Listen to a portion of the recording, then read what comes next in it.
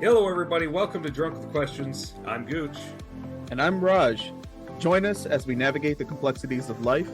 Here, alcohol may not be the answer, but it's sure as hell worth a shot.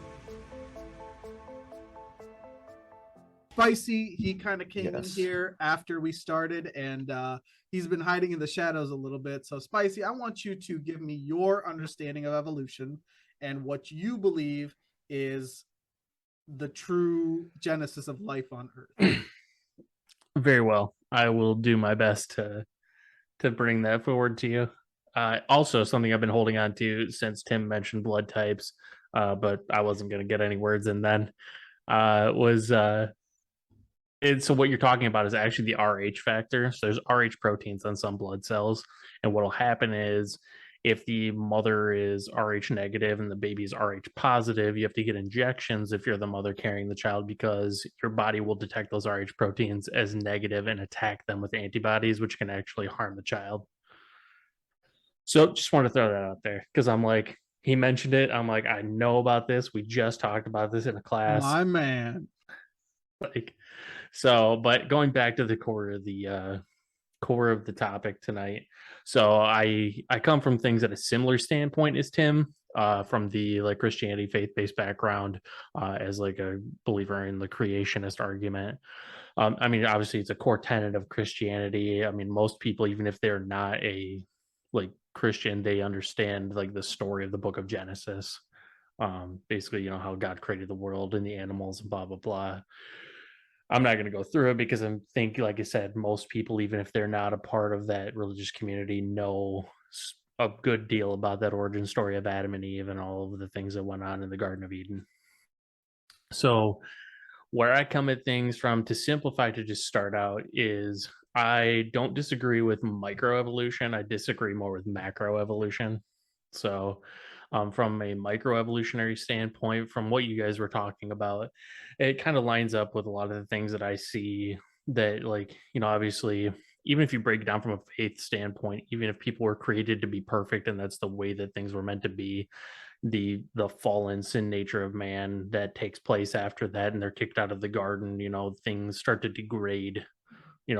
People are no longer going to live forever until much later on. It's the whole fallen nature.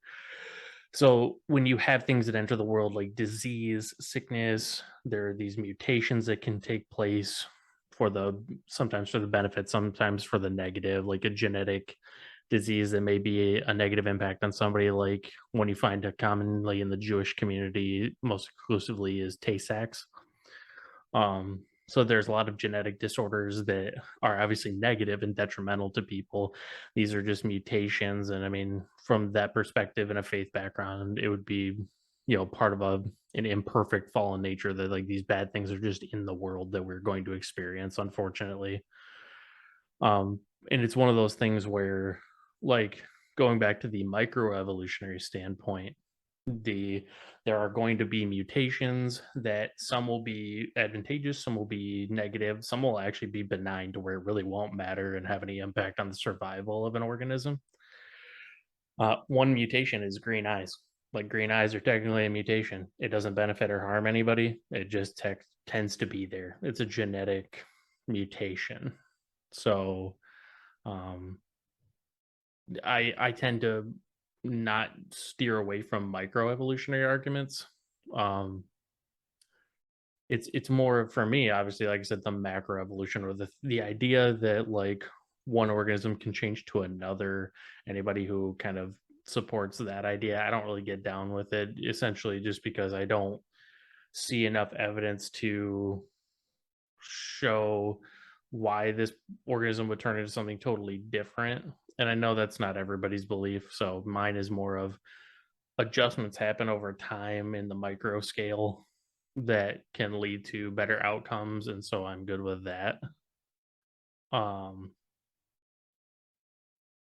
So let me ask you this, Spicy. If you don't believe in macroevolution, why is it that humans are only, in terms of genetic matter, the genes that make up a human and a chimpanzee or a monkey, why is there only a 4% difference? We are 96% similar to a monkey in terms of our genetic makeup. Why do you believe that is then? And that, honestly, there's a lot of things that, I still look into and learn about that I don't have all the answers to. It's one of those things where the the genetics being similar, um, you know, my one example is, well, my thing is I don't know, from the belief in the creation standpoint, why there weren't an infinitesimal different types of the RNA, DNA, like that were created to differentiate it completely. Why, or if it is 96% similar, how big does the last 4% have a bearing on it? The other thing is too, at least from some, so some of the people that I listen to a lot, at least, are, so I don't know if you've ever listened to any of like apologetics. So there's Christian apologists, which are basically trying to like explain things or answer questions about like the world or about the Bible or these different things that it's like, okay, so what's your answer for this, or how does it support this or go against it? And to be honest, there's a lot of things I just don't have answers for because I either haven't looked deep enough into it or I just haven't fully concretely formulated my own opinions on it yet. So one thing being that, at least in most things that I can tell from the things that in the world, the trend, and at least that I can see, is that um, intelligent design comes from an intelligent mind, in the sense that like chaos would breed chaos. Like order doesn't come from disorder typically. And so it's the idea that, so for me personally, like I have an easier time believing that there is an intelligent creator who has created the things of the world, and over time maybe things have changed slightly, but they have not like drastically become something totally new, rather than the idea that from the gases of an empty space, that over time not only can the world form, but you could eventually get to the point of a human being, with how intricately complex the body systems are, and also our capacity for emotions and reason. Because even though they are, like Tim said earlier, they can be simplified in some people's understanding of like being electrical impulses or chemical interactions. Like the our ability to reason is a very unique thing that we have as a species. So if God gave us the ability to reason and it gave us the ability to calculate and do what we do, like in terms of the Big Bang, we can pretty concretely use mathematics to prove that the Big Bang is the highest possibility in terms of the genesis of the solar system and the universe as it is. When we look at the levels of microwave radiation, when we look at the light coming from other solar systems, other stars, getting further and further away, we can tell that it all is flung out further away into universe.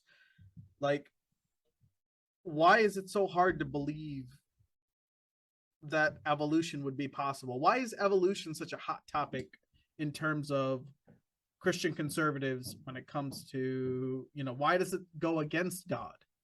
Is my biggest question. Well, my thoughts on that would be that, like Tim mentioned, you mentioned actually earlier that, you have an easy time believing that maybe there was a creator that said, here's the building blocks, let's see what happens.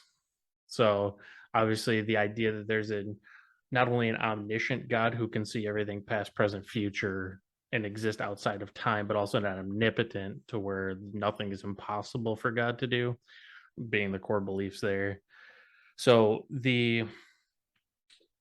some Christians will discount the Big Bang. Some won't necessarily discount it, stating that the Big Bang is the origin point for the universe, but that the creation story is also not false. They'll say that the Big Bang was the origin point, but that wasn't that it was just left on its own to go, but then it goes into the creation at that point. So the I would say that the biggest thing that any Christian, Christian conservatives, because a Christian tends to be conservative in their beliefs typically. The biggest thing that they have an issue with evolution, at least from a macro evolutionary standpoint, is that if you go with the thought trail of and the belief that everything came from nothing and it was simply left to its own devices, or that like these organisms went from a single cell to a multi-cell to going all the way through the steps to eventually becoming what we are today, then at least from their core beliefs, when you have a creation story, then you don't, it discounts that, and it essentially discounts God in that sense. And I would say that that's probably why people have the biggest issue with it. And I'll be the first to say that when I was a child, or at least a young teenager, I was all like, no evolution, don't want anything to do with it. Evolution bad. No, no, get away from me. Like, because I mean, obviously you're taught that like the theory of evolution is wrong. And I think it is to a point where like some people don't describe that very well. Like I said, I'm okay with the idea of microevolution because mutations are going to stick in organisms with reproduction. Like if one organism reproduces or one creature reproduces with another more so than another set from their same species, these traits are typically going to be carried on more than these other traits. Like that's just a matter of genetics at that point.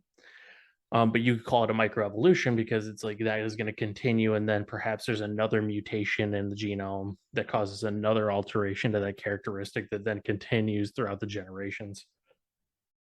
Okay, so in that sense, I feel like so I want to get Gooch in on this. So this whole podcast as we know it, with Drunk with Question, originated from this conversation right here between me and Gooch regarding evolution. So this whole topic or the whole idea of creating a podcast started from this. And I feel like it's basically, I think Gooch is kind of more on my side in terms of evolution as being kind of cornerstone to creation. And I mean, correct me if I'm wrong, Gooch. Just let me know if, what is your standing in this? Because I feel like you've been kind of taking a back seat, letting us talk. What is your understanding of evolution, and where does it stop at God, or where does it start at God, or where does it kind of go for you in terms of what is the actual genesis of life? So this conversation is really difficult for me, right? Because I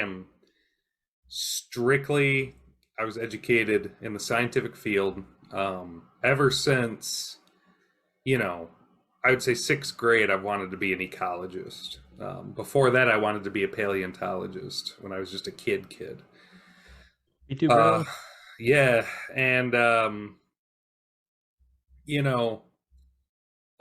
in high school, I started taking classes that were strictly along the lines of science, AP Bio, honors zoology, and I also took honors philosophy, which I'll get into here shortly. I would say initially, but I was also raised Christian conservative. Well, Dutch Christian Reform, technically. So the interesting part is, I feel like, I'm not what is it called again? Agnostic. I'm agnostic. Dead to rights right now in my life. I'm agnostic. I believed in God when I was growing up for a very long time. And I decided to go with science. And then all this science, all these things that these people want to talk about, throw a bunch of red flags. Interestingly enough, when I was taking my honors zoology course my junior year of high school, this is such a weird story. I actually went to the vet with my parents for our dog at the time. And I was speaking with the vet. And I have no idea how this topic came up. I don't know if it was divine intervention that he said something to me. But for whatever reason, he asked me a question, probably about dinosaurs or evolution. And this man, who obviously was also in a very scientific field, right? Veterinary school, and probably learned all the same things I had at that point, if not more, told me, I'm just going to tell you right now, carbon dating is not accurate. don't know why he said it to me. I don't remember how the conversation popped up. I just remember that he was a vet. He was trained in science, right? And for whatever freaking reason, he decided that that's what he needed to say to me at that point. Well, that put a lot into me too. So then I go to college and I'm learning all this stuff again. And I'm going to tell you that as awesome as I think evolution is, and as much as I do want to believe in chance, I can't believe in that much chance, personally. Nor can I believe in the fact that... Look what they did to my boy. No. But nor can I believe the fact that everything is predetermined.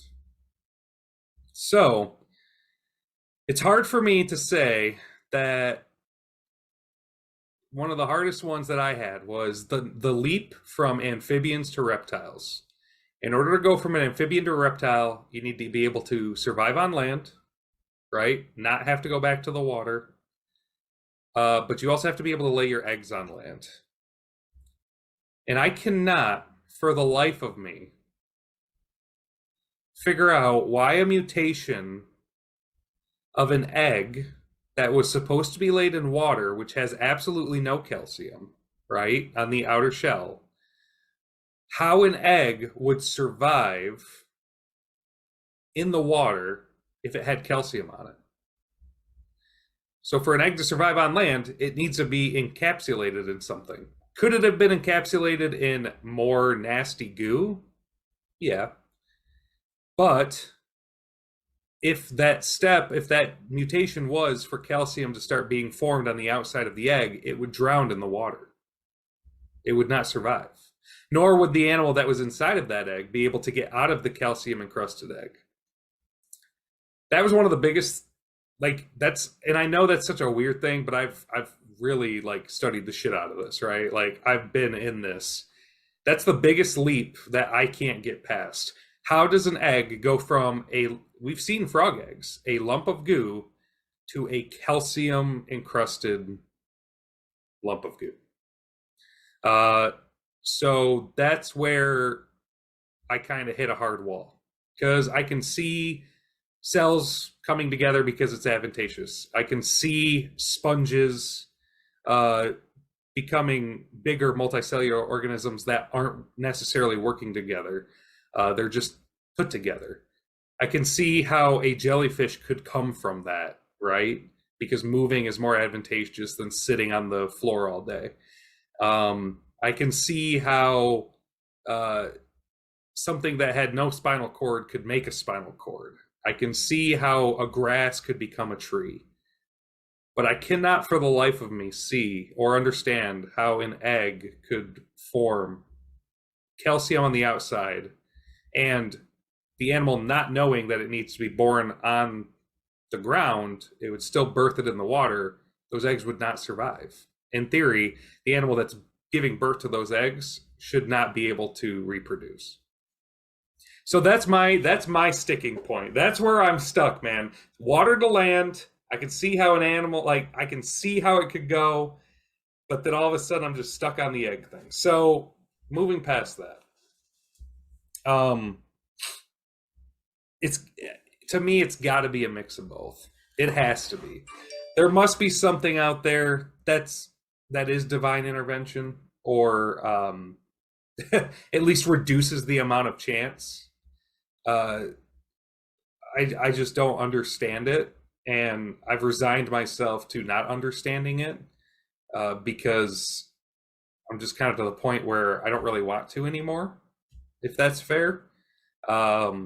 I'm sick of trying to figure it out. All I know is I'm here now, and I know what things are now, and I'm pretty happy with that.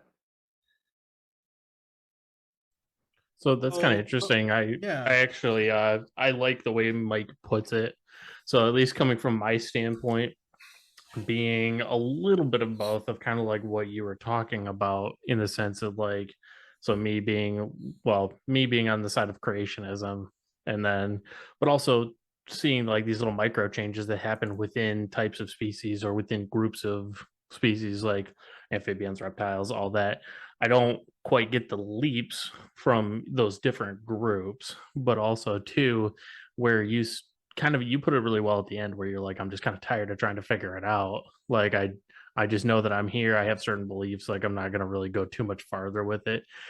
Me, I'm not going to really gain anything by finding out the truth of that either way, or finding out a difference, in the sense that so it's kind of like how some people, like the apologists I mentioned and like other people, like there are certain things that are what are called salvation issues in Christian faith, and other things that are not. Like if you don't know the answer to this one, or you're like, I don't know if that really happened, that doesn't really affect the salvation aspect of it and the like goal of like basically dying and going to heaven. Like that's the key part right there. So like, not knowing if micro evolution or certain things happened that way, but essentially holding the key faith of like the creationism, like the creation story and like those certain facets of it. Like I hold those as truths. But so basically, but it's not a salvation issue. Like, so that's not impacting that side of it. So I want to bring up a contrary to what Gooch was saying in terms of eggs. Why is it so hard to believe that there wasn't calcium-based eggs in the water for animals that could traverse both water and land? Because the first animals that came onto land weren't land-based animals; they were amphibious, Right. so they could do both.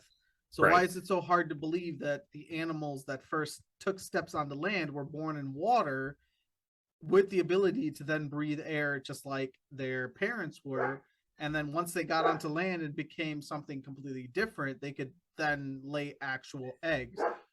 So that point right there, in terms of the egg being the sticking point for you as an ecologist and as somebody who's versed in zoology, like why is it so hard? Because there's frogs are in the water. They lay their eggs in the water, but Right. they can then traverse onto land. So we have a lot of examples of animals that do shit really weird, right? So we have fish that lay eggs, but then we have sharks, which are technically fish. They're just in a different branch. Cartilaginous, right? Yeah, that give birth. Okay, so technically we have two types of sharks. We have sharks that give live birth, and we also have sharks that actually lay eggs, like dogfish and stuff, right?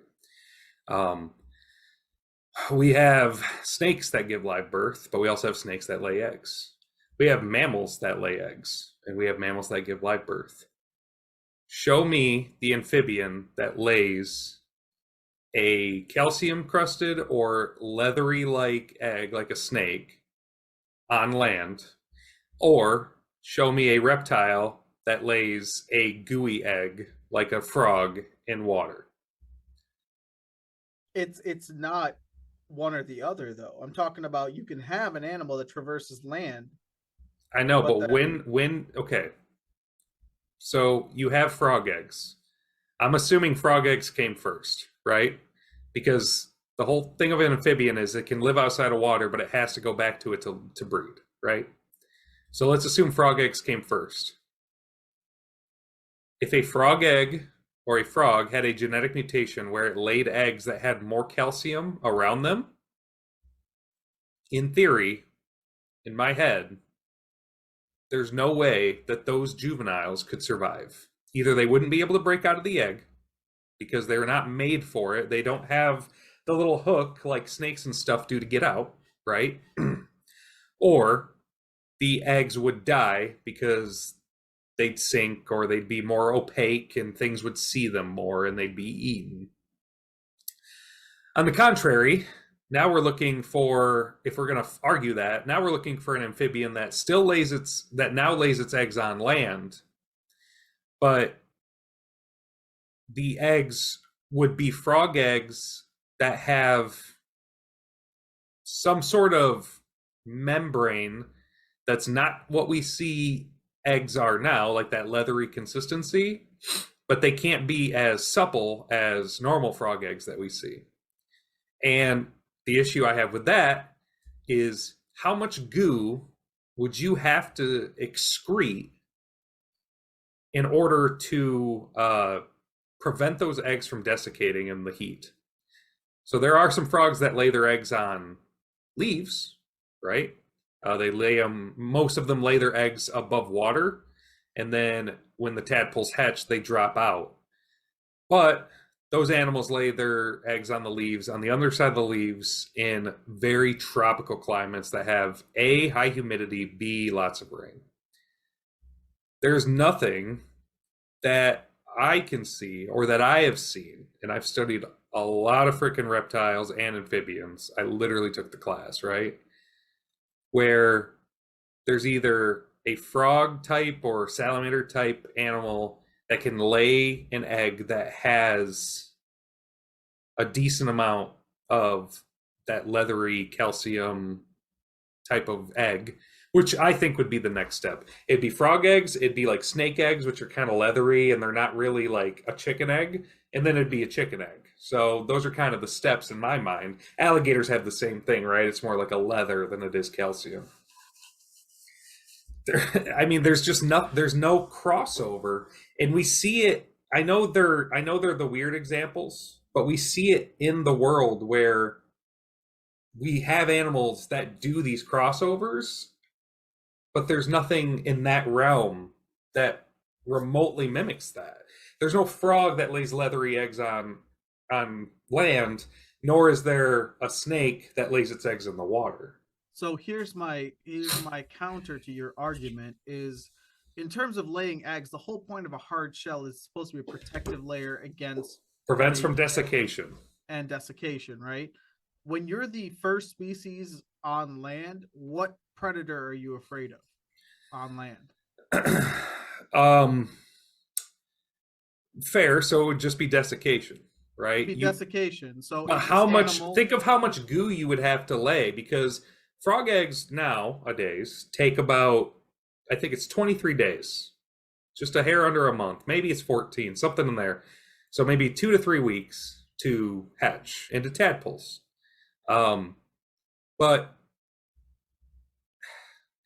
it's possible that there were animals that actually took care of their eggs, laid them in loamy soil, walked over, got mouthful of water, dumped it on the egg.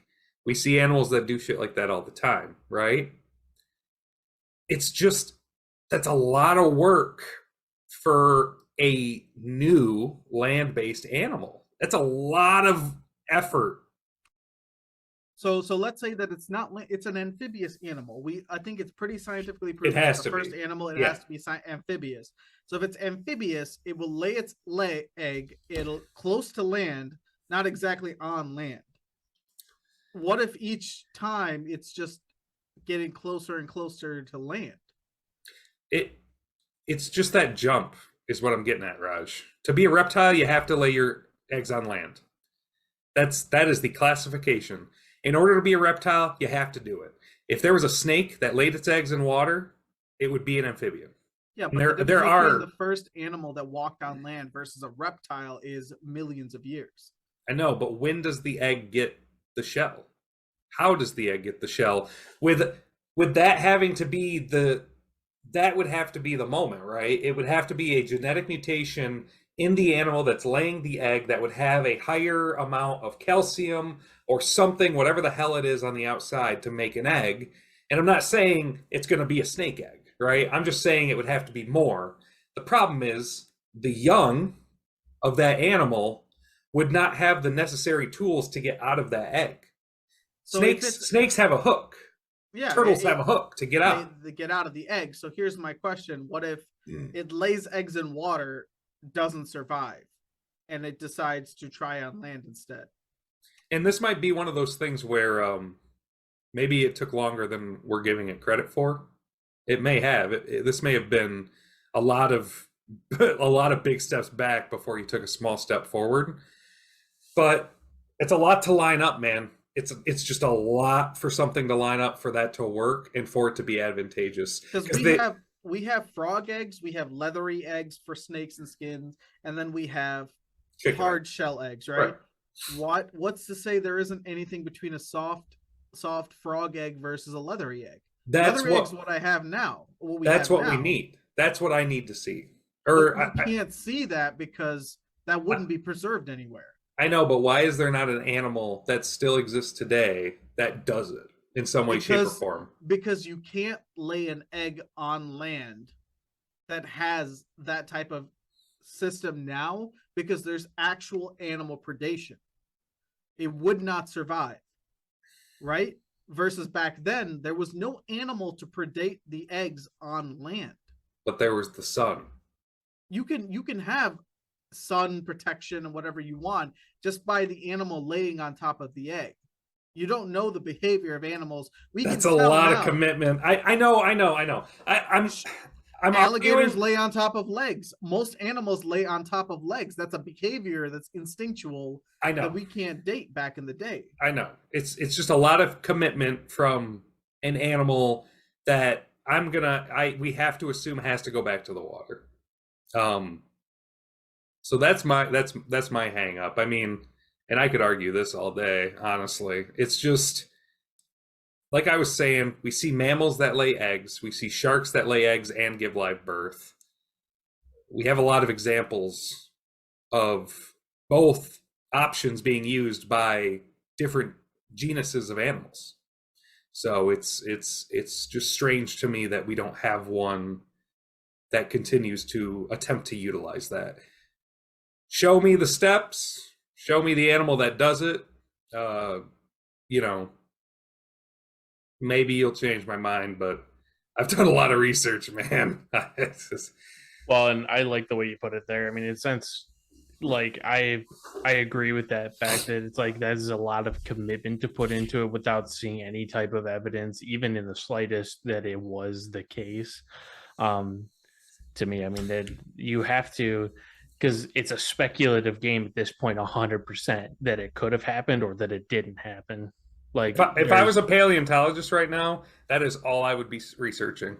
Right. I'm dead serious. If I went back to school, became a paleontologist, that would be my main study. The jump from amphibian to reptile. What did that look like? How did those eggs survive? Because that's just a lot of steps. Well, and then if you do all your studies and after a 20-year career, you're like, I can't find it. There isn't one.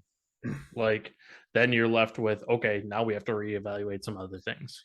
So, and that's a bigger step than like the missing link, right? So if we actually shift this towards humans, right.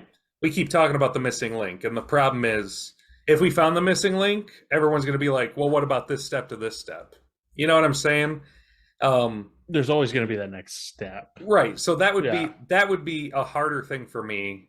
Or that's not something I necessarily believe in. I know that there's not going to be a perfect lineage for every like 5,000 years.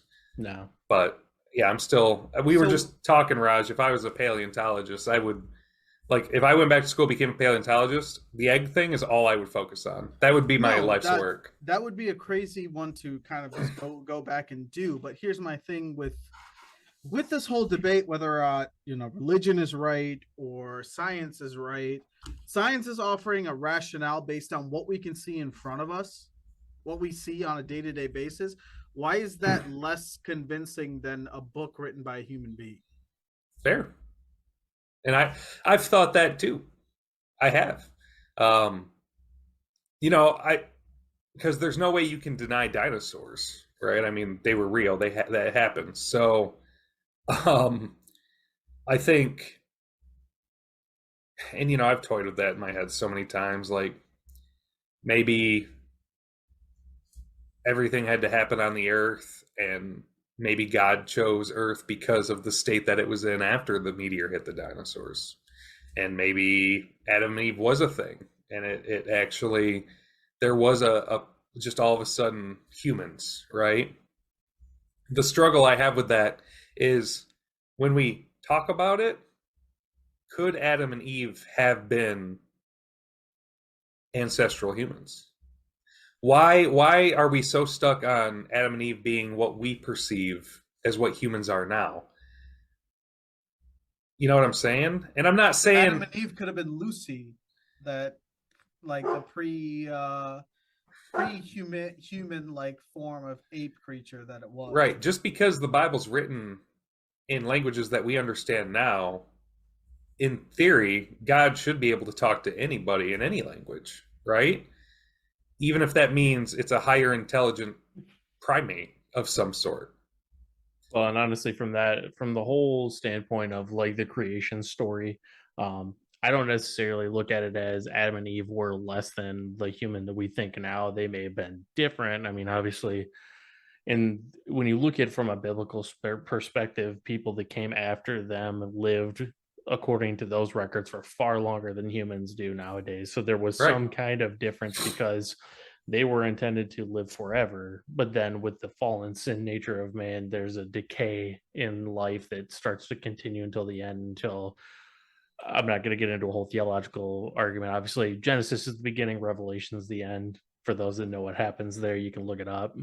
But basically, where I come from it too is obviously that when I was a kid growing up, I was just like what you're saying, Mike. I'm like, how do I like combine the dinosaurs that I love to learn about with the Bible? Like, where do they fit? Right. And honestly, I don't need to know the answer. And where I come from at it now is that there's a lot of people that talk about how, what was described in like the language that we understand of like the 6 days is when the world was created with Adam and Eve, and then the Lord rested on the seventh day. A day to him is what we think of in terms, that's the language we have for it. That may not be the exact time frame that happened. Like the dinosaurs, we have fossil evidence, like they had to be there at some point. The Bible doesn't mention dinosaurs. It just mentions that he created the beasts of the land and the birds of the air and the fish of the sea, and that Right. there's no, and so that like we made it pretty clear that we would not survive dinosaurs if they existed. Even with modern weaponry, we've pretty much in our previous episode shown that we could not survive these dinosaurs if they actually existed with human beings. But that's where this whole argument comes into play. The creatures of the earth were created, I believe, on the third or the fourth day or something like that. You know, I know that there's a part two where it gets to the point that when he created Adam named all of the animals in the garden. Maybe all of the animals that created weren't all in the garden. Maybe they were outside of the garden. I don't know. Like, these are answers that, like, from a faith perspective, you understand that they both exist, but like, I don't have the answers for it, and I'm okay with knowing that I never will have all of those answers, at least until Judgment Day comes and I can finally ask the big man the question. Yeah. I want to shift this to Neanderthals real quick though, because I think it's worth the conversation. So Neanderthals, it's been proven, were an offshoot of Homo sapiens, right? They were literally Homo neanderthalis. And they were two separate species, but they were close. And what's interesting is a lot of humans have a certain amount of Neanderthal DNA inside of them. Surprisingly enough, most of the time, if you look at somebody, you can tell who has Neanderthal DNA in them or not. I definitely do. You can see my fucking brow line. I can wiggle my ears. Like, I have a very large amount of Neanderthal DNA in me. Tim, on the other hand, doesn't have near as much. Tim is way more Homo sapien than he is Neanderthal. You can just tell by looking at him.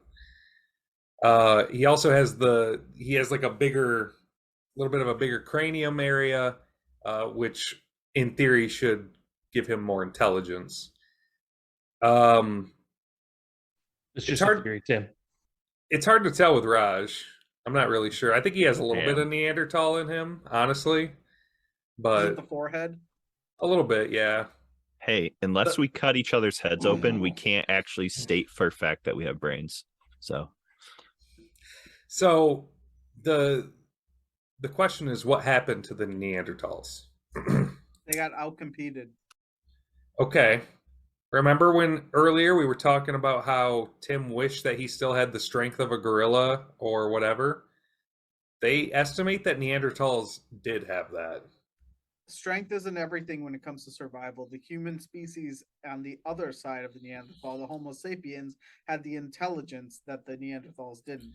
So why did Homo sapien females, why were they so attracted to Neanderthals that now I have like a significant amount of their DNA in me? Everybody loves what is exotic at the time. I don't know. They're like big, hairy dudes. I don't know. I'm spicy. So the question is, were Neanderthals killed off by Homo sapiens? Were they bred to the point where, okay, it makes sense, right? If you are a Homo sapien group and a Neanderthal group, and you guys meet up, and you're like, hey man, we can tell we're kind of the same people. We can get by doing like gestures and stuff. We can trade, whatever. And then all of a sudden, your Homo sapien female friend that you've been courting, let's say, for many days now, many moons, is over in the the tub hut with 1,200 Neanderthal dudes. I could see why you would lose your shit and just like start cracking skulls. Well, I think it's easy to say that, really speculatively, in my opinion, that while strength is important in the animal kingdom, at some point cunning will outweigh strength, cunning and strategy. And so I think, yeah, it's easy. I think it's safe to say that it easily could have been that they were wiped out. So yeah, do you think Homo sapiens killed Neanderthals with a little bit of interbreeding? Or do you think Neanderthals were just, there was so much interbreeding between the two that the species actually reconverged into what we now see as Homo sapiens? I don't think it's much as interbreeding as it is out competition, because Neanderthals like were generally more of ape characteristics than what we would consider more human characteristics, and the smart ones, which were more of the Homo sapien lineage, would have moved out and done things that the Neanderthals wouldn't have. I want to do a test real quick.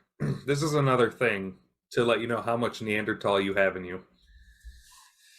So feel the back of your head, and right where your spine goes into your skull, do you feel a bump right there? No. Yeah. So, okay. So Raj, you have almost no Neanderthal DNA.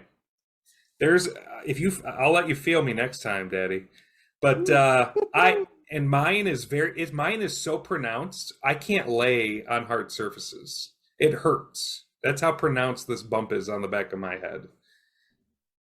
I have a lot. I'm still stuck on the 23andMe conspiracy, so I haven't done it, but I'd love to, man. I know for a fact I've got a lot of Neanderthal DNA in me. Like I am. Well, it would make sense that the Neanderthals, because you're more from the northern areas of Europe, which would be colder. Right. Neanderthals were known to be hairier and more. But I'm not that hairy, surprisingly. My brother Oh, is. But no, but like it would be more likely that people from Scandinavian, Greenland, Iceland, all those areas would have more hair right. to handle the cold better than most Homo sapiens that didn't have as much hair, right? So, I mean, it would make sense that you guys would have more Neanderthal in that area because you guys were always bigger than the rest of the world, Mm-hmm. stronger, which is why, like Asians, Southeast Asians, other than Africa, I think Africans are the only people that could like even compete in terms of strength. They're strong, bro. Tell you what, though, man, the Mongols. The Mongols were a weird group, right? They were always bigger than the rest of the They were Asian probably the population. last of the Neanderthals. They were just. They averaged like 6 foot, like 5'8" to 6 foot tall, like where the rest of Europe was like, or rest of Asia was like 5'8", 5'5" to 5'8". Yeah, man, that game Ghost of Tsushima, based on like the Mongol invasion of Japan's, like one of their islands. Yeah, the Mongols were crazy, man. Yeah. Also, super proficient archers on horseback. That's a trained trait, though. That's not really. Oh yeah, a but I'm not telling her. Neanderthal. I'm not telling them that this is genetics and that Neanderthals are great horseback archers. Are So you so sure go, though? so going back to our argument, Cannot with confirm. Neanderthal and Homo sapien, like in terms of, it's obvious in terms of survival, the Homo sapien genus survived. Neanderthal didn't. So, in terms of evolution, the climate and the environment picked Homo sapiens to survive over Neanderthals, correct? Yeah, but it's interesting to me that I guess what you could say the best traits of Neanderthals still survive to this day, right? In certain small areas. So certain okay, this is gonna get really sexist fast, but so certain women prefer more muscular, burly men, and other women prefer uh, scrawnier guys. I guess would be the best way to say it. Would you call me, bro? Yeah, I'm definitely talking about you, Raj. Looks at Tim, but and I know we should actually we should do a talk about this, like different cultural sexual preferences and stuff. But we've talked about this before. Like in Roman times, having a big penis was actually not attractive because it actually meant that you were dumb. The smaller the penis, the smarter they saw you as, and that's why a lot of these statues they have pretty small peckers actually because they were considered smart people. Um, I'm pretty sure, Shouldn't change my mind. dude. Yeah, a traffic cone. If no one has seen Rasputin's penis in the museum in Russia, it's literally shaped like a traffic cone, and you need to look it up. It's really crazy. Yeah, I mean, in the theory of evolution, usually it's the smarter animal that survives and not the largest, biggest animal, right? Because it's generally the one that is, because I mean, when the dinosaurs died off, it was literally the tiniest mammals that survived. The ones that learned to burrow, the ones that learned to survive in hiding. So, I mean, I think. yes, Oh, my argument though is sometimes brute force can prevail when it comes to humans, and it's like so. Let's say Homo sapiens were ahead of Neanderthals, right? And they were making better bows, better spears, everything like that. What happens when if they're in the history of humans civilization there was a fight between a truly Homo sapien clan and a truly Neanderthal clan? You can have the better bows, the better spears, um, but if it takes 5 arrows to kill one Neanderthal when it takes two to kill a Homo sapien, I mean, it may come down to intellect as well. I mean, that's what everyone seems to want to fall back on is that Homo sapiens were smarter, and so that's why they prevailed. But if you're going to go that route, why couldn't we have just tricked Neanderthals into basically being our slaves? I mean, it's the same reason that we can domesticate an elephant, but that doesn't mean that elephant is gonna do something crazy once in a while. You can domesticate an animal that is much dumber than you, but at the same time, you don't get rid of that instinct. You don't get rid of that killer DNA inside of them that tells them to kill, hunt, fuck, whatever they're trying to do. So you can try to domesticate Neanderthals, but at the same time, those Neanderthals will still be uncontrollable at certain points. I just have this running theory, I guess, going back to what I said about women preferences in men, that there are definitely men that have more Neanderthal DNA than others. And I think women that have a preference to men that have more Neanderthal DNA, I bet in turn have more Neanderthal DNA themselves. And this is going to get really crazy, but in the future, what about the possibility of the species divulging once again to where there are literally people like Tim, and then there's literally people like me? So super muscular, like just naturally muscular, bigger, stronger, taller. Tim's pretty tall. That's not really fair, but versus people that maybe aren't necessarily as tall, don't have as much muscle mass.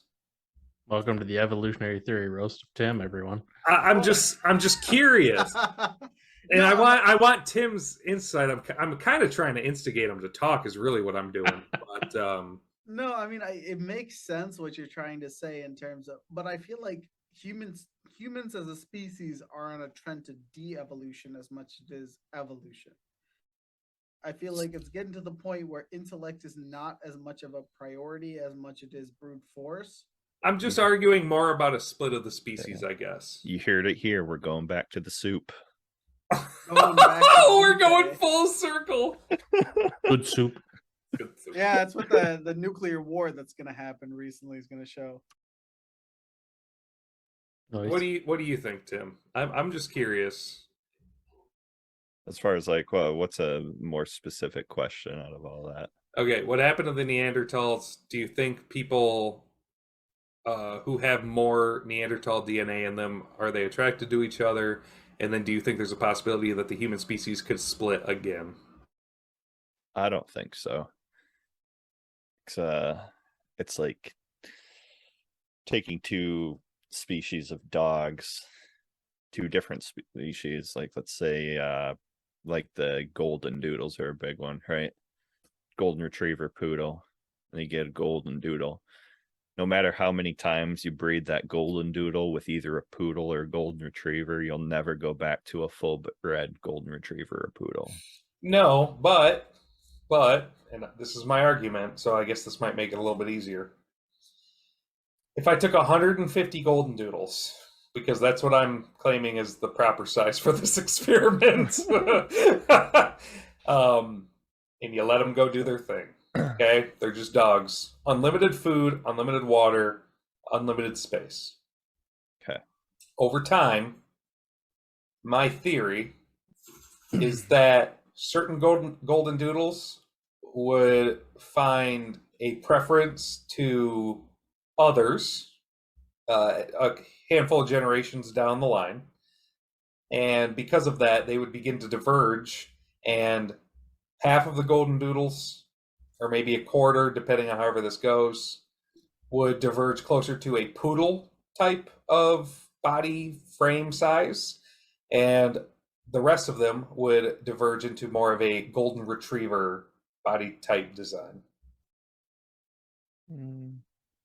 I actually would put money down that if we did that experiment with the variables that I outlined, that we would actually start talking about a perfect climate or a climate that's descending into a colder temperature.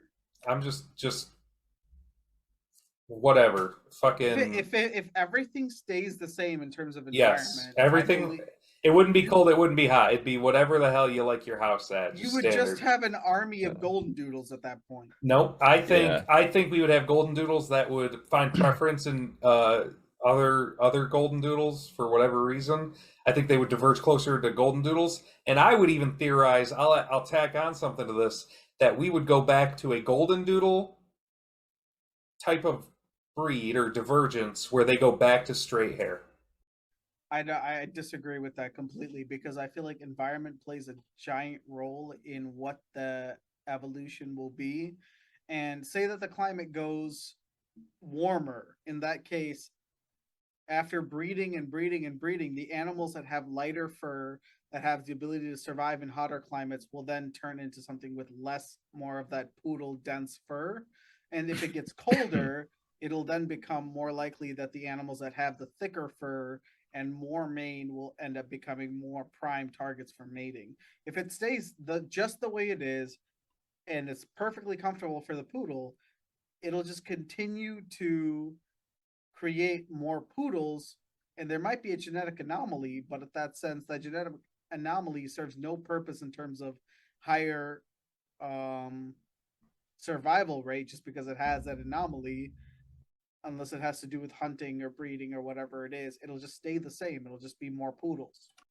Yeah, I think it all plays out to genetics, and that fact is you will have a golden doodle with longer hair like her golden retriever, who will have like that genetic feature, or you'll have a body build of golden retriever but the hair of a poodle. I think that once you breeds or crossbreed, I should say, those genetic factors can never be bred out. Some may be more dominant than others. Like if a blue-eyed person and a brown-eyed person had a baby, the baby's more likely to genetically have brown eyes because it's a dominant feature.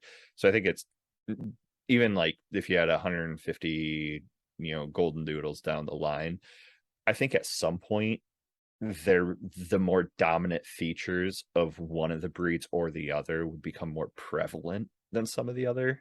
It just, I think, genetically depends on really what features dominant at that point. So none of you, and I'm actually surprised to hear this, none of you believe that if my prediction is true and that females that have more Neanderthal DNA in them are more attracted to males that have more Neanderthal DNA inside of them, if that prediction is true and Neanderthal are more likely to mate and Homo sapien are more likely to mate, that there's no there's no possible way that in 10,000 years there may be a divergence of the human species to the point where we have people that have more Neanderthalistic traits and people that have more Homo sapien traits, and we actually have to reclassify ourselves under those. I don't believe so, because it's just the fact that we control our environment makes it almost impossible that we will ever go back to the point where we're diverge as a species, because we have the ability to control our environment and decide whether or not we need to be what we need to be. It's no longer the case for the human species, and I don't think it'll ever go back unless the Earth gets to the point where it's going to make that choice for us, that we'll ever actually diverge into two separate species. I think we'll just become a multifaceted species. So if you notice, the trend in the human species is everyone's going to be beige. The cultural mixing and the cultural, everybody's mating with everybody. There's less of that white mates with white or brown mates with brown or black mates with black. Like, it's less of that. Eventually the mix is going to cause just an entire populace that's beige, and that's basically what the human species is heading to. So I don't think there's ever going to be a point where we're going to be a divergent species where we have to go into the brutish Neanderthal and the smart, cunning Homo sapien. I don't think that's ever going to happen. Now, where I come at it from is, while I don't think that we'll have a divergence of the human species, I do take a little bit different stance than what Raj and Tim did, in the sense that I could see other species having somewhat of a divergence, maybe not a full divergence, but in the sense that every species, including human beings, tend to pair up in like pairs, in the sense that like we are typically attracted to what is most like us and not what is unlike us. Now, obviously, there's preferences. We're complex beings. Maybe that same thing doesn't hold true to the same degree as some species that are not as complex as us, at least in thought processes. And I actually do tend to agree with Raj, though, also that the shade of beige or tan will continue to probably spread in the populace at some point. There's actually been like sociological studies that have shown that different ethnic groups have a lot of times preferences for members of the other ethnic groups, whether it's because of interpersonal conflicts within their own group or with just we're human beings too that have preference. Like, it's something that like maybe somebody can try to make an evolutionary argument on its base, but sometimes it's just you like what you like and you don't have a reason for it. I'm looking at this stuff right now online of what a lot of scientists think humans will look like in the future. The answer is yes. Everyone thinks we're going to be beige. like like I'd say Mediterranean, Middle Eastern beige color. Right. But the biggest thing that they keep pointing, You're muted. yeah, the biggest thing they keep pointing to here is that as long as the Earth doesn't change dramatically, like into more of like a water world or whatever, that in 1,000 years humans will actually get bigger craniums and bigger eyes. Hmm. And I'm talking like, Like spooky level. yeah, like at least double the size of our eyes now. Oh my god, you know what this means, right? No. Real life anime girls, bro. Yeah, actually, that's kind of what the female version of this looks like. She looks like an anime girl.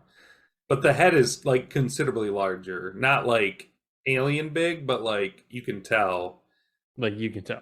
Detmo got some brain power up in there. All right, Tim, talk. I want to hear what you want to think or say or finagle or fondle. Oh, I'm thinking I've just been like I've been thinking about this whole time. So as far as belief aspect on like creationism versus evolutionary theory, for me, it's much more easy to rely on my faith for answers I can't, or for questions I can't answer with science and evidence. And I find that a lot more easier because then there's just things I don't have to worry about. Or if somebody gets into like a real heated debate about this, well, my answer, I can just rely on my faith and what I believe.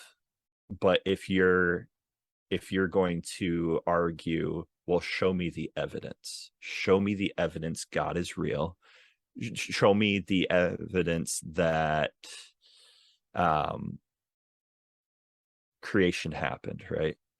God created it in 7 days. If you're really hard on creation and you say that the earth is only 10 to 15,000 years old, and they're like, well, show me the evidence. Okay, show me the evidence of evolution, like a macroevolution.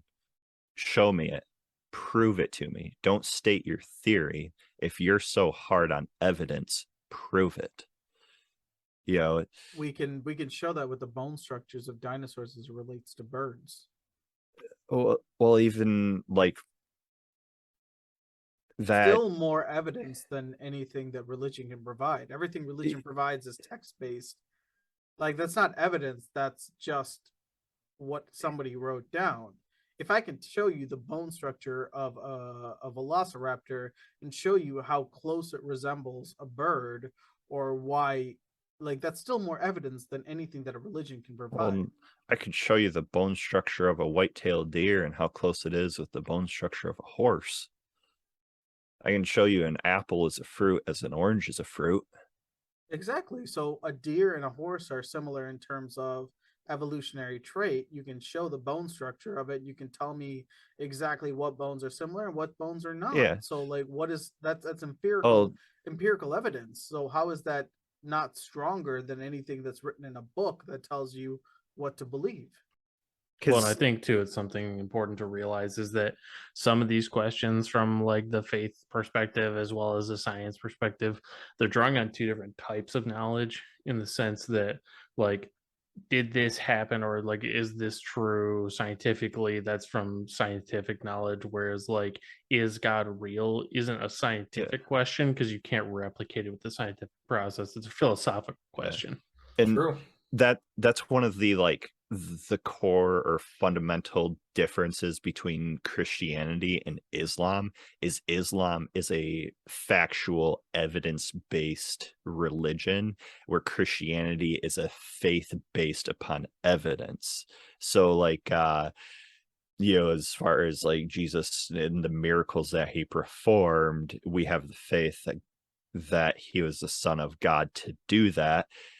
and Muslims also agree that Jesus was a real person and he did perform these miracles, like taking a clay bird and breathing life into it and it becomes a real bird. Because even though the Muslims can't specifically state that it's a hardcore scientific fact that this occurred, they still believe that God gave power to Jesus to breathe life into this clay bird, and so it was.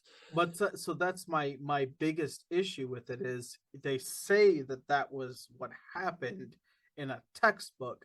I can go to the Smithsonian Museum and look at the skeletal structure of an animal that existed millions of years ago and compare it to the structure of an animal that exists now. Yeah, but there's no doubt in refuting that. Is it Sue? I think is the T-Rex's name. I don't doubt the existence of dinosaurs. I doubt the fact that we came from soup. So because I'm gonna that we existed from dinosaurs, but we won't believe that it all started with a soup. I'm gonna fight. Yeah. Hold on. This is gonna be our last thing that we're gonna talk about, and then we're done with this conversation. Okay. For now. For now. And we might do Evolution Back to Monke Part 2, Return of the Monkey. But so this is gonna be, I've been thinking about this for a long time, and I haven't wanted to bring it up because it's a tough one for you guys. And I specifically mean Tim and Spicy.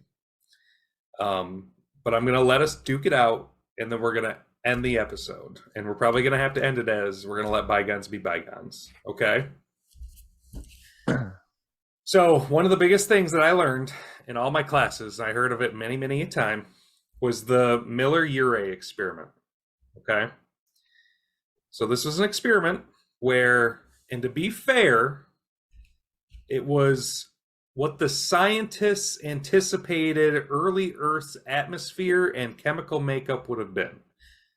So that doesn't mean that it's correct. It's just what they are making factual-based assumptions on, right?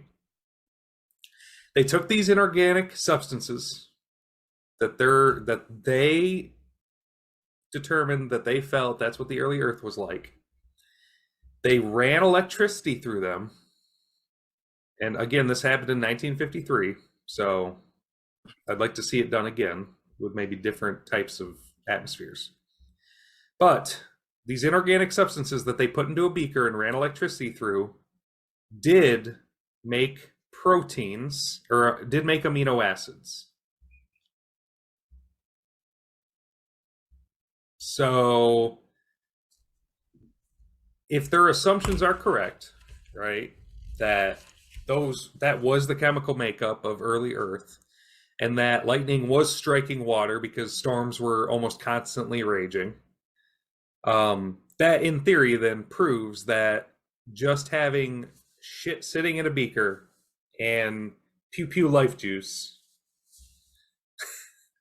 will create amino acids. And yeah, so that happened in a lab under the theorized atmospheric conditions. So labs are perfect simulations, right? We find it even in psychology. That was my field of study because I find the brain fascinating because there's still so much we don't know. And the hardest thing with doing psychological research is the separation of a lab environment versus real world environment. When things are studied in a lab, they're under the optimal conditions that you could have without a doubt, right? That's why everything is done in a lab scientifically, because people can manipulate the environment. The one environment that cannot be manipulated is what's outside of the world, beyond a human scope. So yeah, I would fully, I haven't really heard much about that scientific study or anything, but under exactly perfect conditions, it could it could happen. They showed that, through that study, you can get proteins for the chance to happen for that in the universe compared to a man-made creation in perfect conditions. I would still say is beyond any type of statistical probability to become what we are today. So here's my argument with Tim on that matter. So we have, as it sits right now, water takes 75% of the space on Earth, and that is based on majority of water being trapped in polar ice as it is right now. So back in the day when we were under this soup of inorganic material, I would assume that it's going to be much larger because it was a hotter environment. There's volcanic eruptions everywhere. At that time, there would have been less frozen ice and more actual water. So let's say, for argumentative sake, if it was 80 to 85% water on Earth. But I think with the temperature at that time, with the water, that it would have been more of hydrogen and oxygen molecules within the atmosphere in a gas state rather than actual liquid But it was form. always storming at that point. If you have hydrogen and oxygen in the atmosphere, it creates an environment that's going to cause rain. Yeah, and to get rain has to have evaporation, so it's just going to be a perpetual violent cycle. No, because the constant volcanic activity would have released hydrogen and oxygen into the environment as well. And also like sulfur and other inhospitable at the time. Sulfur is not inhospitable. Sulfur has been shown that bacteria feed on sulfur, and it's a compound that it's inhospitable to us as human beings, but has no fucking pertain to actual molecules and bacteria and single cell organisms which can survive off sulfur just fine. So let's say, for fact, 85% of the Earth is, for this experiment, I doubt they got the power of actual thunder and lightning. They probably zapped it with electricity. Yeah, they just zapped it with life juice. It's whatever. Compare that to the power of a lightning strike onto the ocean. So we talk about, yes, these lab experiments are perfect environments, but these storms were raging across the Earth for hundreds of years. We had Jupiter-sized storms going across Earth for hundreds of years. And if lightning strikes the Earth 200 to 300 times, which is not that much because a single lightning storm on Earth produces anywhere from like 50 to 60 actual contacts with Earth at a time. So if it hits at the right point, then yes, this is just an experiment done in a lab is not something outside of natural boundaries. An experiment done in a lab is a dichotomy of what could possibly happen if something hits at the correct point. We're not talking about something that doesn't happen on natural Earth. So with the vastness of water that's available, the vastness of products, amino acids, simple proteins, simple molecules, lightning to hit anywhere in that soup would have created what we expect to be the genesis of life. Do you know the size of their experiment, like their chamber that they did this in? I'm guessing it was probably relatively small. Yeah, I think it was just I believe it was maybe a half liter, I think. Yeah, okay. So the surface area of the Earth is 196 million miles squared.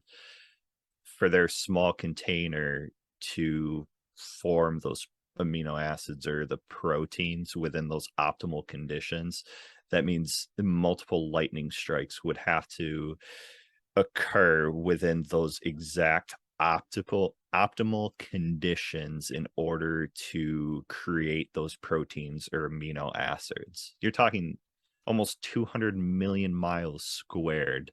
Absolutely. I think it's still statistically improbable. No, because you're also working under the illusion that this soup of material was only located in one part of the Earth. All of the Earth's oceans was a soup of materials. Oh yeah, but it could have struck anywhere. It doesn't matter what part. If 85% of the Earth is water and it strikes anywhere on Earth in water, it's a chance that these molecules would form into what it is now. yeah, I'd still say a statistically improbable chance there that it would 85% happen. of the 85% of of Earth is covered in water, and that's a rough estimate based on temperature and water. If 75% of Earth is water now, and there would have been higher temperatures and less ice stored in terms of water, we'll say 85% just to be safe. If 85% of the water is filled, the osmosis shows us that no matter what the gradient is of water, these minerals would have been dispersed evenly throughout that water. That's how osmosis works. So in that, yes, osmosis. So in that instance, it doesn't matter where the lightning strikes. If lightning strikes on water, it gives us a chance for one of these proteins to form with that electrical impulse. Yeah, that would have to happen several times. Statistics. I mean, like, statistics is hard, right? Because they tell you no matter what, and your probability is always the same, right? So if you flip a coin 1,000 times, it's always going to be 50-50 whether it lands heads or tails, right? What's hard for me to understand with statistics, and that's probably why I did terrible in that class. I love statistics. So so the lottery, right? Winning the lottery is something that's very unlikely to happen, right? And I know we're probably talking about greater odds when we're talking about this particular topic. Yeah. Winning the lottery is akin to walking a mile to go get the lottery ticket and being struck by lightning twice at the same time and being bitten by a shark. Okay. Challenge accepted. So I know that if I go and buy a lottery ticket every single day, right, that statistically my chance is always the same every single day. But if I was able to do that every single day for 65 million years, for 1 billion years, chances are I'm probably going to win at some point, right? I mean, I know statistically that a statistician would be like, nah, man, it's always the same. But like if I did it for 1 billion years, and this is where, see, I'm like, you can tell how flippy floppy I am with this. I'm really I'm on both spectrums. I don't know what the hell to believe. But like, yeah, if I bought a ticket every year for 1 billion years, I'm probably going to win one. At least one. That's assuming, so lightning strikes somewhere on the water once a day for 300 million years. You're telling me that in 300 million years, every day lightning strikes the water once, and there isn't a chance that it hits the right place at the right time. That is statistics. It's just tough, man. And that's why I'm so on edge, or like and then on the verge of whatever. But I mean, even one of the issues with that I still have a hard time believing, because I just don't think it would ever occur, is that the frequency in which lightning would have to strike the water in order to create the diversity of species across the globe through each evolutionary process within that time frame. No. It's not like lightning strikes the water and all of a sudden a new species pops up. The lightning strikes the water and creates amino acids and binds these molecules together that eventually then leads to whatever it is. Lightning doesn't need to strike the water 100 million times to create the species that we have on the planet. It just needs to do it once at the correct time, at the right place, to create the bondage and links between these molecules to create a chain of molecules, creating an amino acid that will then just trigger. It's the butterfly effect. It just needs to trigger that moment.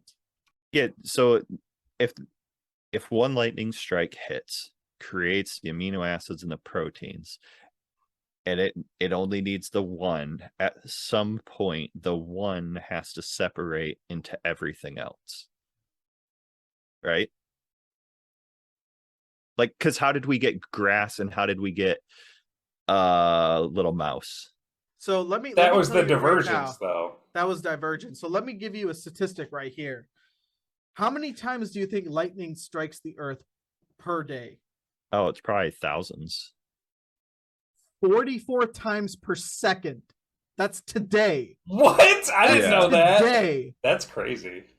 44 times a second, lightning makes contact with the earth. Yeah. And we're talking about a time where there was Dang. lightning storms for hundreds of years. And still no new species. There's no soup left. Why? We The have, soup's gone. but the Earth is an optimal condition for life. It was good soup. Yeah, life was already made. Life is already taking advantage of all the nutrients that are in the ocean. Every single nutrient that's in the ocean is being eaten by algae. Algae is being eaten by bigger organisms. Bigger organisms are being eaten by even bigger organisms. And then we fish them out of the ocean and we eat them on land. Yeah, it's the life cycle or the cycle of life They're pretty Yes, tasty. but we're talking about a time where life didn't exist until it did. until it did. When 44 if we're going on the idea of that it's the same weather cycle as it is now, every second 44 times lightning sticks. Every second. Yeah, but I mean, who's to say when God's He's all worked up. I mean, no, but like, so who's to say though, right? So if you kind of cross the Big Bang Theory and creation, and you say the Big Bang happened, and at that point God said, "Let there be light," I'm pretty sure it wasn't a peaceful process, right? It was probably a radically violent occurrence in which light was created, right? And then he separated. You're still muted. Every day, lightning struck the earth 3,801,600 times. Yeah. Every day, for 300 million years, lightning struck the earth 3,801,600 times. I still refuse to believe I came from soup. That's your personal truth. Yes. That has nothing to do with the actual truth of the world. Who was it? There's facts and there's feelings, right? And Democrats take feelings over facts. And this one, I take my scientifically based beliefs. This occurred. All right, Spicer, do you have anything to add to this? Don't you fucking bring science into this with your goddamn religious belief. Don't you do it. So there's objective truth, normative truth, and subjective truth. Not what the Democrats said. There's facts and feelings are over facts. You're going by your feelings, motherfucker. Spicer, is there anything you want to add? Honestly, I've never heard of that experiment, so I'm actually kind of interested to read up on it now. The fact that so it kind of blows your mind that if they had an inorganic compound, which obviously it's a speculation, they don't know that that's what was on the earth. They suspect it. They put electricity through it, it creates amino proteins. I'm kind of curious how that happens. And I would, like I said, I'm kind of on your camp. I would love to see somebody try to replicate that experiment today. Because I mean, everything we know is that like organic matter doesn't come from inorganic matter, at least scientifically that we know of. I'm pretty sure that's true. God, I hope I'm right on that. But I think you're confusing the laws of energy. You can't get energy where there is none, and energy can never be destroyed. That's probably what I'm talking about. And I just sent you the experiment, by the way. Nice. I'm curious about that. I'm gonna have to read up on that. But yeah. So I mean, like I don't know a ton of examples just because I mean, after science in school and stuff like that, I didn't pursue it as a career field. I don't know a lot of instances where we have inorganic compounds that would then produce organic material, like complex organic material or anything like that. So I mean, I really don't have an opinion on it one way or the other because I'll be honest, if I heard about these in the past, I totally forgot about them. So to me, that I'm pretty sure this is the first time I've ever heard of this experiment. Yeah, I mean. So, I mean, I don't have a strong opinion on it really either way, in the sense that, I mean, like nothing's going to change my core beliefs of like everything that I've laid out today. That's the thing about beliefs; they're different than social norms and mores and stuff like that. There's something that's core to somebody's being, you can make a conscious choice to change your beliefs, or something can basically contradict it to the point that it causes you to think and still make that choice to change what your core belief is. um yeah, I mean, it's just an interesting topic. The I felt like I had something more important to say, but I don't actually know what it was. um This was the Raj and Tim show, brought to you by yeah, so like, the science of evolution.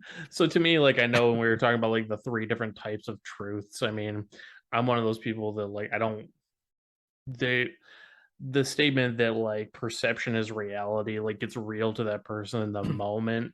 But there's still a difference between a perceived truth and an objective truth, I think, is, in my opinion, is important. Like, there's things that we're all going to think are the truth, and ultimately, when the world comes to an end, or we die and we meet our maker and so forth, there are certain things that we'll probably find out that are objectively true, and others that were not.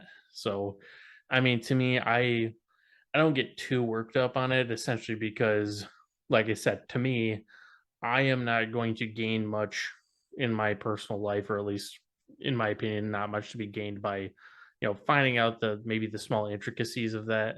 But also the fact that, like, from my faith standpoint, like I said, they're not salvation issues, which is core to the Christian faith. So, like, I'm not going to be like, I have to know this and prove it to be exactly this way. Otherwise, it's over. So, and like I said, hopefully I kind of articulated it well enough today that, while I have the creation viewpoint, like, I'm not against the idea of things like microevolutionary steps, and like that, what would be known as like natural selection or something like that. Um, I just don't, kind of like going back to your ideas of like the amphibian to reptile, like some of these other things, like what they call the quote missing link. There's just some things that I am just resigned myself to realize that, like, these are all speculations and we are never going to truly know. Like, a lot of this, as a species, we will never truly know. Like, we would have to make some major discoveries to tie it all together finally to where it would become a scientific law rather than a scientific theory. So, like, there's just, even if the evidence builds up to a certain point, like, there would have to be certain things that I think as a species we're just never going to fully understand it. Like, that information just may not be available anymore. Like, certain things are just not going to be known. And like I said earlier, I think it's important to understand that, like, for some of the viewers, like, that say, we get into some of these debates and all good fun where it's like, prove to me that this happened scientifically, scientifically prove to me that God's real, scientifically prove to me that this happened. But ultimately, the world is built up of different knowledge bases, whether it's a historical knowledge, it's a philosophical knowledge, it's a scientific knowledge, and they all have their place. They're all important. They draw from different realms and they explain different things. Not everything can be explained with one bank of knowledge.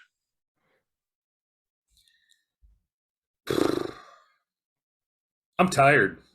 I feel that, man. We've been going at it for a while. I mean, This is a big conversation, and I don't think this is something that can be solved just with four dudes just sitting and talking about this for a while. And Four very underqualified individuals. Underqualified dudes. And I mean, as Spicy said, there are three universal types of truth. So there's the objective truth, which is what can be proven with physical laws. There's the normative truth, which is what you believe as a group or as part of what they call groupthink. And there's subjective truths, which are what you believe as an individual.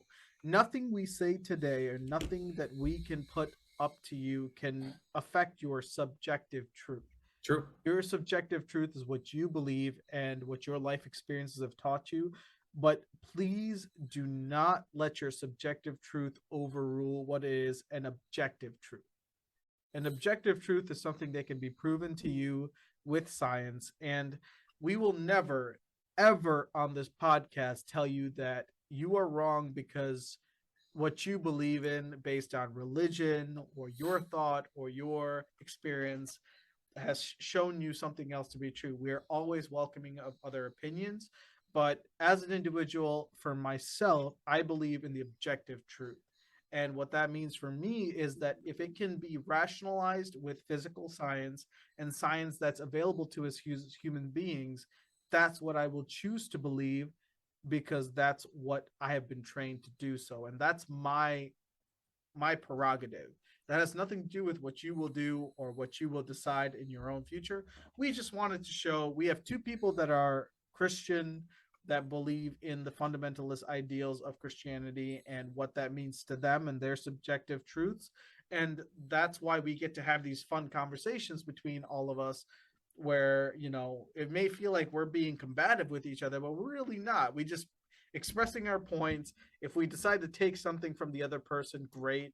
If we don't, that's perfectly fine. And that's the whole point of the conversation we have today. So I hope you guys really enjoyed our conversation on evolution and our topics. And I hope that some of the conversations that we've had have given you ideas and sparks to think about what your opinion is. Even if you've never had one before, definitely take the time to listen to our ideas, research them, and come up with your own objective truth or your own subjective truth. And that's what I love about this, is we're all able to be together. We're still going to be friends when we walk away from it, and it doesn't turn into a shouting match. Fuck we show you, up. Tim. Yeah. we You're show wrong, Raj. we show up. We can lay facts on the table, or strong-held beliefs of others, or many, I guess, and you can then siphon out, or not siphon, I guess, but duke it out, I guess, in a kinder way, and really what Raj was saying. We'll never say you're wrong, but you better damn sure be ready to show up with a good argument. Pretty much. Absolutely. That's what I like about this podcast. So thank you to Spicy and Tim. As always, I really do enjoy your input, and Raj obviously coming in with the facts, the brown man facts. But I do have to say that this is going to be the end of this conversation. Hands down, the longest one that we have done. Not the longest one that we probably could have done. We probably could have talked for a long time on some of these. But this is probably going to be a two-parter, guys. We're on 3 hours right now. Jeez. Holy shit. Yep. So plan on this being a two-parter for all the listeners, and I guess when I'm saying that, technically you'll be listening to part 2. So thank you for bearing with us and listening to part 2, because it'll probably be interjected with the Drunk with Questions Spooktacular, which is where we will be talking about Halloween, the history of Halloween, and it's going to be that one's going to be very chill, not structured. Just whatever you want to talk about that's spooky season related, we're just going to talk about it, and we'll all be drinking probably very heavily and chilling out. So Who loves me the spooky season? hopefully you've probably listened to that one. If you haven't, go back and listen to it, because it'll be between this part and part 1 of this. On top of that, thank you to all of our listeners. We have hit 700 official downloads. So with 700 downloads, that means we are still on the road to 1,000. Maybe if we're lucky, we'll have hit it by now, right? By the time you hear this outro. As I always say, just get us out there. I don't care who you tell. You can like them, you can hate them. But I think the more people that hear our voices, the more clout that we gain, the more that we have an outreach, the more validated we feel as podcasters, and hopefully the more interested the community. I wonder what we should start calling our followers. That'd be a good thing. The weebs. Mm-hmm. No. It's Drunk with Questions. I vote we call him the bar. Yeah. Oh, That's I a like good that. one. I like that. You guys are the bar. The The bar. patrons at the bar. The Yep. patrons, yeah. The bar. I like that. If you have suggestions for what you want to be called as a follower of Drunk with Questions, go ahead and send us an email or comment, whatever you feel like doing. Make sure to follow us on all of our social media. And does anyone have anything else before I say my official line? Live long and prosper. Okay, Spock. No, Live free or die hard. yeah. Live for, yeah, that's for Christmas, Daddy. Just remember, it's not our responsibility to control your feelings. So if you get offended, that's on you. Yeah, we're only here to express our opinions, our very drunk opinions, and Yeah, true. That's up for you guys to decide how you want to take this. So, I hope you guys enjoyed. All right, everybody.